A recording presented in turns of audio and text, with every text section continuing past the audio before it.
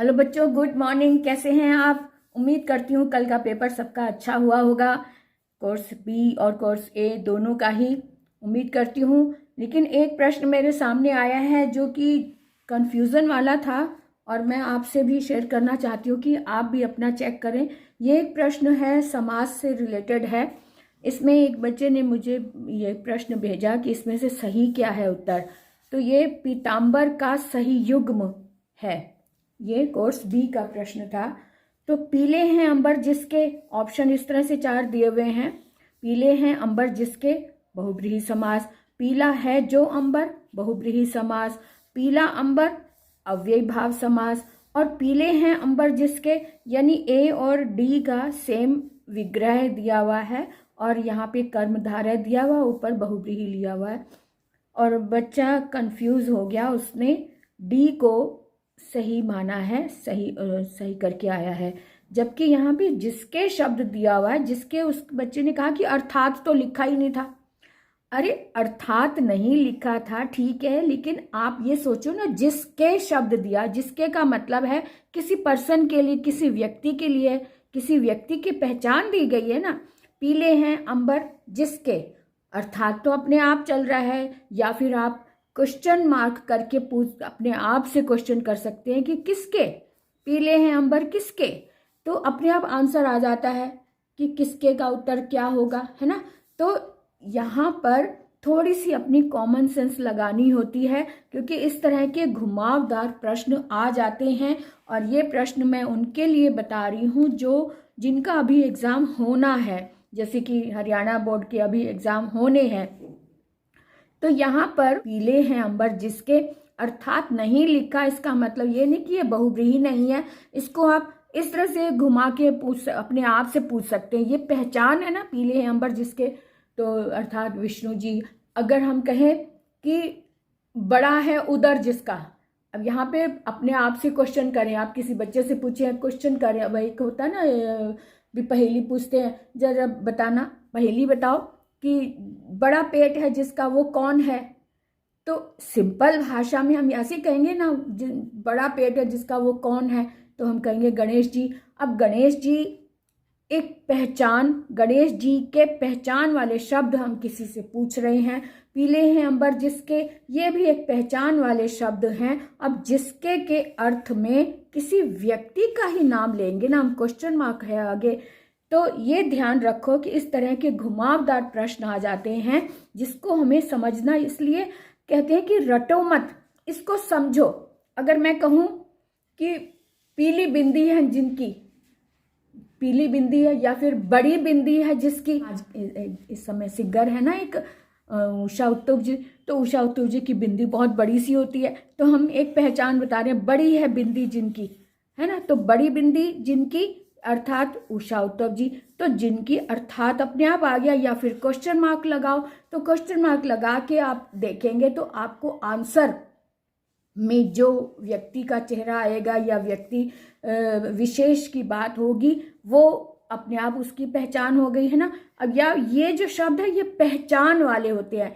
तो पहचान का मतलब है कि विशेषता बताई जा रही है ना। हिंदी की भाषा के रूप में भाषाई जो शब्द है वो है विशेषण।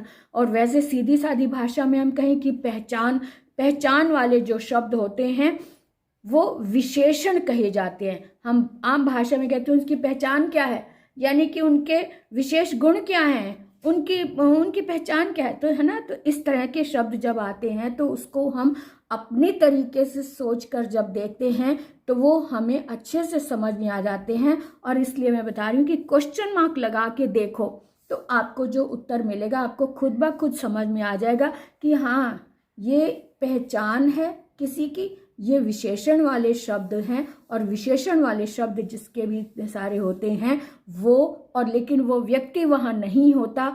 तो ऐसा जहाँ पर कोई भी पद प्रधान नहीं होता, यानी जिसकी विशेषता बताई गई वो व्यक्ति यहाँ पे गायब है, वो क्वेश्चन मार्क है।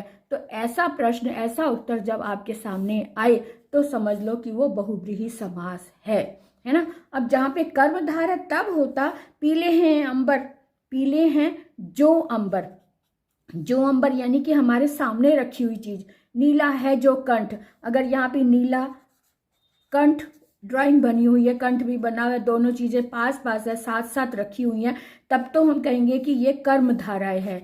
और अगर ये सिर्फ पहचान है जिसकी, और क्वेश्चन मार्क अपने आप से लगाओ कि भी क्वेश्चन मार्क, ये कौन है, नीला कंठ वाला व्यक्ति कौन है, तब क्वेश्चन मार्क में जिसका चेहरा या जिसका नाम आता है तो वो ऐसे वाले समास में हम बहुब्रीहि समास लगाते हैं।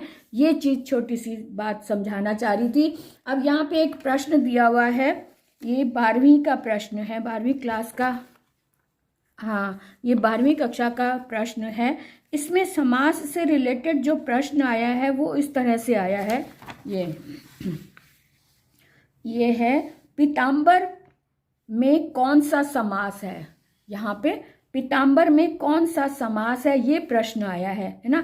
अब यहाँ पे सिंपल से ऑप्शन दिए हुए हैं, अव्ययीभाव समास है, द्वंद्व समास है, बहुब्रीहि समास है, या फिर तत्पुरुष समास है। अब यहाँ विग्रह नहीं दिया हुआ है, सिर्फ पूछा है। अब यहाँ पे बहुब्रीहि समास ही हम देखें, क्योंकि कर्मधारय तो है ही नहीं। अगर कर्मधारय भी होता, बहुब्रीहि भी होता, तब हम कहते हैं यहाँ पे ऑप्शन थोड़े से चेंज होते, तब यहाँ पे उपरोक्त दोनों या फिर इस तरह से प्रश्न होता। अब यहाँ एक ही ऑप्शन दिया हुआ है बहुब्रीहि, इससे रिलेटेड, तो सिंपल वे में हमने लगा दिया कि बहुब्रीहि समास है ना। और अगर ये यहाँ पे कर्मधारय भी होता तब इसके ऑप्शन इस तरह से होते, क में कर्मधारय, ख में बहुब्रीहि और ग में लिखा होता उपरोक्त दोनों, तब आप उपरोक्त दोनों पर टिक लगाते है ना। तो इसलिए समझकर उत्तर दो कि हमें उत्तर किस में देना है और किस तरह से देना है। तो आज का यही बताना चाह रही थी मैं कि प्रश्न इस तरह से आते हैं, घुमावदार प्रश्न आते हैं जिसको हमें समझकर आंसर देना होता है।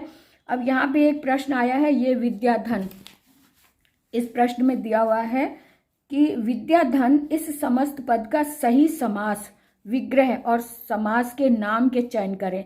अब यहाँ पे भी युग्म दिए हुए हैं, तो विद्या रूपी धन दिया हुआ है और सामने कर्मधारय दिया हुआ, विद्या रूपी धन सही है। यानी कि जब एक रूपक अलंकार भी होता है ना, रूपक अलंकार में हम क्या कहते हैं, या तो के समान बोलते हैं या रूपी बोलते हैं, विद्या रूपी धन है ना। इसी तरह से विग्रह जब रूपी अलंकार की तरह जब हम इसका विग्रह करते हैं, वहां पर कर्मधारय आता है। ये छोटी सी बात अपने दिमाग में बिठा लो। विद्या, यहाँ पे धन रूपी विद्या लिखा है, तो नहीं, ये तो उल्टा कर दिया उन्होंने, ये तो नहीं हो सकता है ना। विद्या रूपी धन, विद्या के समान धन, विद्या के समान धन जो है ये विग्रह सही है, लेकिन यहाँ पे बहुब्रीहि लिखा इसलिए गलत हो गया है ना। क्योंकि ये समान जहाँ पर आता है या रूपी जहाँ आता है वहाँ बहुब्रीहि नहीं होता, वहाँ कर्मधारय होता है। धन के समान विद्या, तो यहाँ पे भी धन के समान नहीं, विद्या के समान धन होता है, ये उल्टा लिख दिया, इसलिए ये भी सही नहीं है। तो विद्या रूपी धन है तो कर्मधारय समास है। इस तरह से उलझे हुए भी प्रश्न आ जाते हैं, जान के कंफ्यूज करने के लिए, ताकि आप अपनी बुद्धि का इस्तेमाल करें, है ना। तो इस तरह से अब देखो ये एक प्रश्न और है, ये है पर्व त्योहार। यहाँ समस्त पद कौन से समास का उदाहरण है, पर्व त्योहार। अब यहाँ पर्व त्योहार योजक चिन्ह लगा है और ये एकदम स्पष्ट हो रहा है कि पर्व और त्योहार की बात आ रही है। तो यहाँ जहाँ पर योजक चिन्ह लगा होता है या फिर उसको विग्रह करते समय और या अथवा लगाना होता है, वहाँ पर द्वंद्व समास होता है। तो ये छोटी सी बात क्लियर हो गई कि यहाँ पे द्वंद्व समास है, पर्व त्योहार या फिर पर्व और त्योहार या पर्व या त्योहार। तो हालांकि दोनों का अर्थ ये एक ही है, लेकिन कई बार ऐसे शब्द आ जाते हैं जिसमें और लगता है ना। तो और जैसे ये एक और है, सत्य के लिए आग्रह। अब के लिए यहाँ पे कारक चिन्ह दिए हुए हैं। विग्रह का समस्त पद है क्या, सत्याग्रह, सत्ग्रह, सत्याग्रह और सत्य आग्रह, है ना।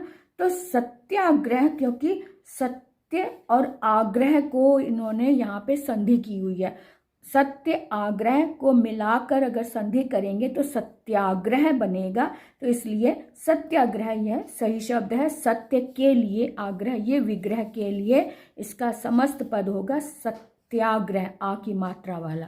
तो ये छोटे छोटे से ध्यान रखने की, क्योंकि देखो इसमें सारे शब्द ऐसे लग रहे हैं जैसे सारे, ये फर्स्ट ए भी सही लग रहा है, इसमें अगर हम मात्रा का ध्यान ना दें तो बच्चे इस पर ही टिक कर देंगे। तो ये छोटी छोटी सी बातों का स्पष्ट बहुत ध्यान देना पड़ता है। बहुत ध्यान से इसे देखें कि इनमें डिफरेंस क्या दिया हुआ है। सत्याग्रह ये तो स्पष्ट हो गया कि ये अलग अलग, सत्य आग्रह दिया हुआ, ये समस्त पद नहीं हो सकता। लेकिन जो ए बी सी तीन में कंफ्यूजन हो सकता है, इसको ध्यान से देखो कि सत्य के लिए आग्रह तो सत्याग्रह ही शब्द होगा। इसलिए तो ये आज के वीडियो का मतलब ये है कि आपने कंफ्यूज नहीं होना। अगर आपको एकदम से समझ नहीं आ रहा तो एक घूंट पानी का जरूर पी लो। पानी पीने से एकदम अच्छे से समझ में आने लग जाता है। एक मैजिकल एक ट्विस्ट आ जाता है, हमें अच्छे से एकदम पानी में ना एक चमत्कारी एक कण होता है जो हमारे दिमाग को एकदम तरोताज़ा कर देता है। जहाँ हम परेशान हो रहे हो, हमें नहीं समझ आ रहा, उसी समय एक घूंट पी लो, सोचते सोचते क्या एकदम चमत्कारिक चेंज आपके दिमाग में आ जाएगा कि हाँ ये इसका ये आंसर है। तो जहाँ हम कंफ्यूज हो रहे हो वहाँ ये एक छोटी पानी का जो चमत्कार है वो जरूर देखो। अब यहाँ लिखा लोकप्रिय, समस्त पद का सही समास विग्रह है लोक में प्रिय। अब लोकप्रिय का है तो इसका मतलब है कि लोगों में ही प्रिय होता है ना व्यक्ति, लोगों का प्रिय नहीं, लोक में प्रिय है इसलिए लोकप्रिय। लोक यानी संसार में, संसार में यानी सारे संसार के लोगों के द्वारा आपको पसंद किया जा रहा है। तो लोक में, संसार में प्रिय है ये, तो लोक में प्रिय सही होगा। लोक के लिए प्रिय नहीं होगा, लोक का प्रिय भी नहीं हो सकता, लोक में प्रिय सही है, लोक की प्रिय भी नहीं। तो ये छोटी छोटी सी इसके जो भाव होते हैं उसको समझो और सही आंसर दो। अब यहाँ गृह प्रवेश लिखा हुआ है। गृह प्रवेश समस्त पद कौन से समास का उदाहरण है? अब यहाँ एकदम सिंपल सी बात है कि घर प्रवेश, गृह प्रवेश यानी घर के अंदर प्रवेश करना है ना। घर ये बना हुआ है, घर के अंदर ही तो हम प्रवेश करेंगे ना, तो घर के अंदर प्रवेश करना यानी कि गृह प्रवेश। तो यहाँ पे इसका घर में प्रवेश करना आ रहा है, इसका मतलब इसमें कारक चिन्ह लगे हुए हैं, इसलिए यह तत्पुरुष समास बिल्कुल सही है। अव्यय भाव नहीं हो सकता ना, क्योंकि यहाँ पे उपसर्ग नहीं है।